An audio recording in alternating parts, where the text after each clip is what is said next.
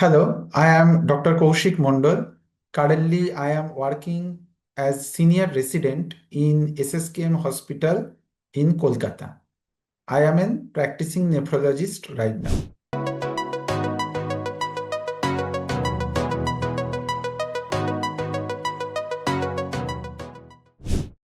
Hyperuricemia is one of the dreaded complications that even often occurs in our body. And serum uric acid level, if it is more than 7 milligram per dl in men and more than 6 milligram per dl in women, then it is considered as hyperuricemia. There are certain complications due to hyperuricemia inside our body that may be due to the direct deposition of uric acid, as well as sometimes it may exert some inflammatory activity or endothelial dysfunction in our body that may lead to many complications. First of all, due to the depositions, as in kidney is severely affected due to the stone formations and depositions, and that may lead to the chronic kidney disease sometimes.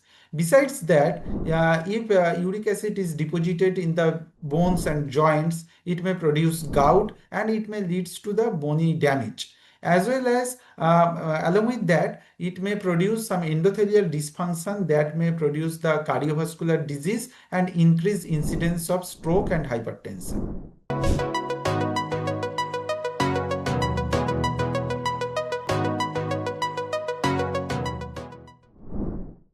I said just now that kidney, heart, and brain, these are the three important organs in our body that may be affected due to the hyperuricemia. In the kidney, it is due to the direct depositions of the uric acid that may obstruct the tubules and that may produce stones, and thus it may progress to chronic kidney disease or sometimes acute incidents that just like the stone that may lead to the hematuria, pain in the kidney, etc. So these are due to the complications of the uric acid on the kidney.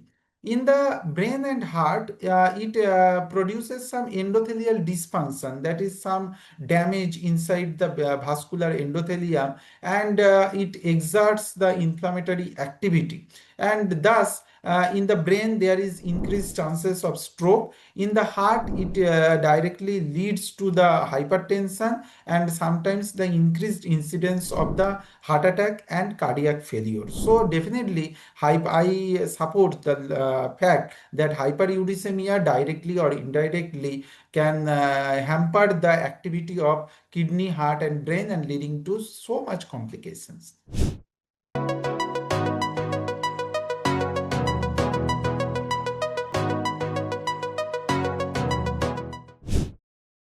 Of course, the heart-related disease may be predisposed or may be increased due to the hyperuricemia, though I can't say there is direct activity, but there are definitely some association between the hyperuricemia and cardiovascular disease.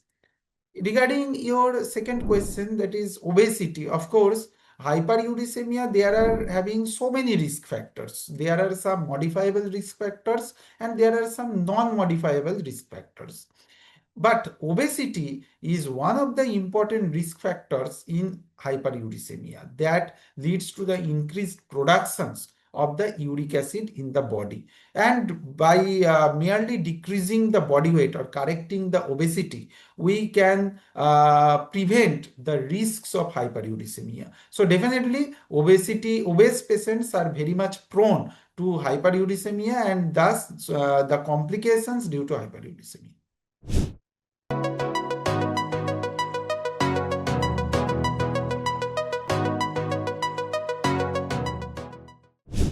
Fast foods and binge eating habits, it sometimes leads to obesity. Sometimes not, it often leads to obesity. And in obesity, there is increased productions of the uric acid. Besides that, fast foods, they produces some metabolic syndrome, and fast food also increases the chances of hypertensions and endothelial dysfunctions.